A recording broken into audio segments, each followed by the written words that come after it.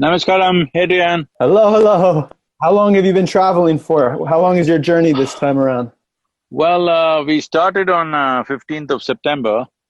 We did 3 days in and out of our center in Tennessee, along the Cherokee Nation, touching the Trail of Tears and things, but 18th morning we left. So since then we've been completely on road. We thought we'll close it by 10th, 12th of October, but it looks like it's going to 20th. Well, I'm really happy to be here with you now and hear about your journey and I don't know. I mean, this is sort of a unexpected opportunity to ask you a question or two. Don't ask me difficult questions, huh? Ask me something nice and easy. I've been working to create an impact investment company and really looking at the way our relationship to money and how it affects our motivation and how it affects the world outside. And I really want to be able to make a positive impact through investment. But I sometimes wonder if that's even possible, if money itself is even, it's possible to, diffuse the distortions that it creates with our relationship to each other, the world, and our values. So I just thought you might have some insight there. So I know there is a whole lot of philosophies running in the world, how money is evil, money is this, money is that, it destroys human beings. I think anything can destroy a human being if he doesn't handle it right. That is also true with the instrument that we call as money. So money, as we say, it's a currency. It is only a means. We could have just done barter trading between people, but as our transactions became more and more complex, we needed an instrument. So, this is just an over-exaggeration of things that people get identified with the means rather than the end. Why does anybody seek money in the very beginning? One thing is nourishment. People want to eat well. Once that is done, lifestyles. Once that is done, it is a power trip, all right? So, essentially it's an instrument for something else. So when we have an instrument, suppose I give you a screwdriver, you can use it to fix some machine, or you can use it to scratch your head. Some people, I've seen them using a screwdriver to clean their ears. They may not have their ears for very long, or they may violently poke it into somebody. I'm saying every instrument is like this. The hand that holds it determines the quality of the instrument. By instrument by itself doesn't do anything, money by itself doesn't do anything. It is a certain empowerment. How we use this empowerment is definitely left to us. I heard that you're trying to do investments which are sustainable and, which helps people to create at least a little more sensitive economic process. I think that is very important. It is just that one like you, another 10 like you, doing it is not enough. It is important. The world's economy itself becomes a more gentler economy, more compassionate economy, and of course more sustainable.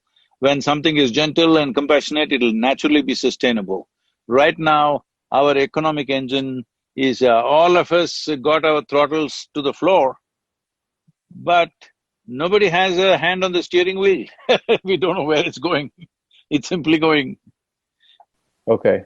Yeah, so, what I'm gathering is it's the intention, right? What we use it for. Yes. The thing that I have an issue with is, even as good as my intention is, there's so many complexities and I can't always have a full purview of what my investment, for example, how it's going to affect the world, especially with businesses that are so complex, that are around the world, that are large and complex in nature. So how can I be sure that I'm investing in a company that doesn't have a lot of downstream externalities that might be bad? Yes, as I said, see, the value of the instrument is only in the hand that holds it. Hand is not just an intention, it is also a competence, isn't it? Intentions are there. Intentions may be great, but also executing it in such a way that the intention is fulfilled is also our responsibility. Is that 100% in our hands? I doubt it. Most of the time it may not be. But to the best of our ability or to the best of the abilities that are available around us, we must ensure that the intentions are fulfilled, that it doesn't… what seems to be good today can be a terrible thing tomorrow after 50 years' time, that is always there. So, looking at it looking at it in depth with a certain insight, seeing how this investment or these investments don't turn against the basic intention with which we are doing that. So one simple way is, see, there are many things happening in the world, but in terms of ecology, in terms of making things sustainable, various industries, technologies, new innovations coming up, much is happening. But one thing that I would like to point out to you, I want you to ponder on this is, see, everybody, if you say pollution, if you say ecological degradation, everybody says industry, the smoke coming out of the chimneys and this and that, and effluents going into the rivers. Yes, all these things are issues. And plastics in the oceans, plastic floating all over the place. Yes, it is all true. These things need to be addressed. But the most urgent thing that needs to be fixed is the soil. Because this 39 inches of topsoil around the world on an average, this soil determines the life of all human beings, all animals, all plants, trees, birds, insects, microbes, everybody. 80% or 85% of all life on this planet lives because of this 39 inches of topsoil. But that topsoil is going into such a level of degradation.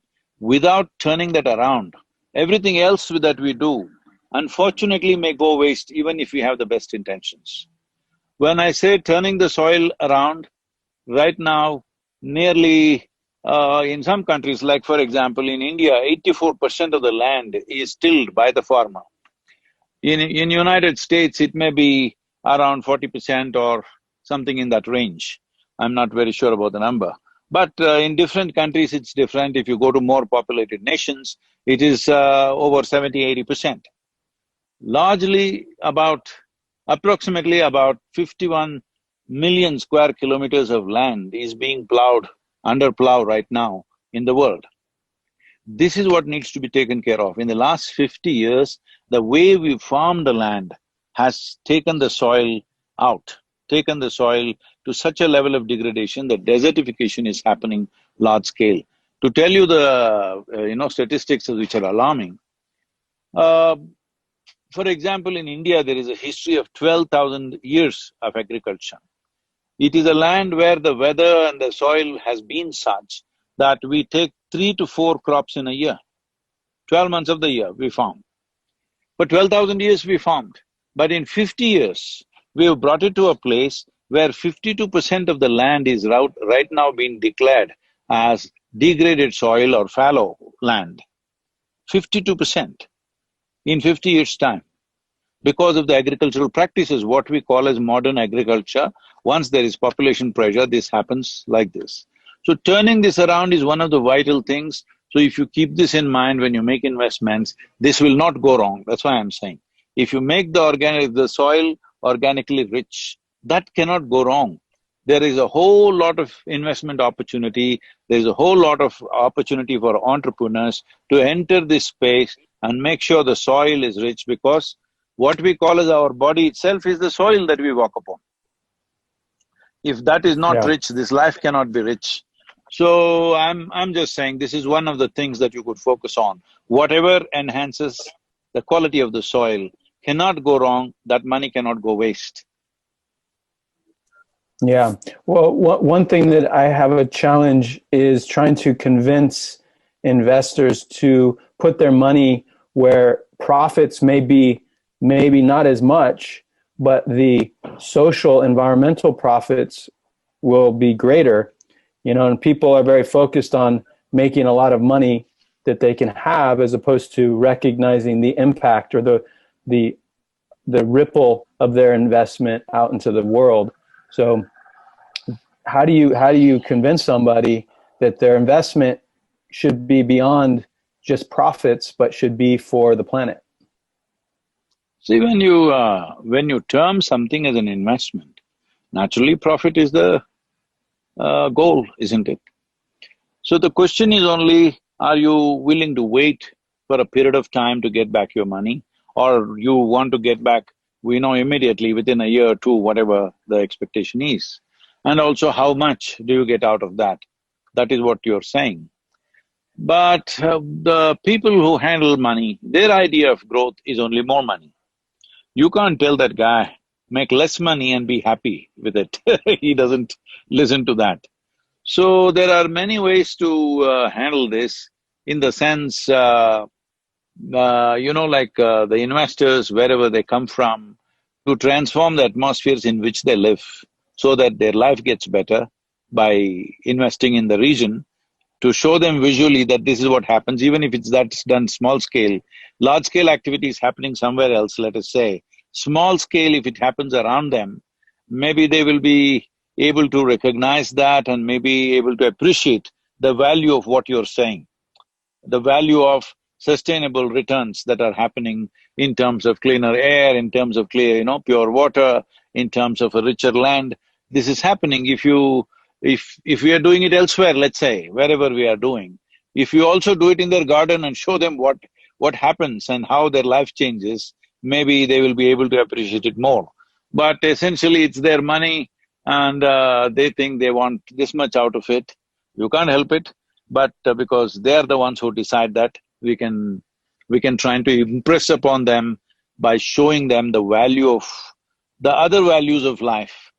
Because for me, life means no nutritious food, pure water, clean air. This is life, because this is what makes my life tick. But their idea of life is counting money in the bank, how much money, how much money. So one thing to remind everybody is, this is a limited amount of time what we have on this planet here, all of us. Yeah. In this limited amount That of time, unlimited wealth means nothing.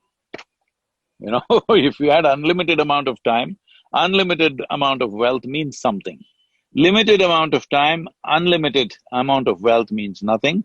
And anyway, either FedEx or DHL doesn't take any packages or a container full of cash or things for you when you go. All you get is a small box, okay? So packages don't go anywhere. So if this much is make everybody realize that, I think at least in the later part of their life, they may start investing in a different mode, which lives beyond them, which lives for everybody's well-being. Yeah, I'm trying to bridge that gap, and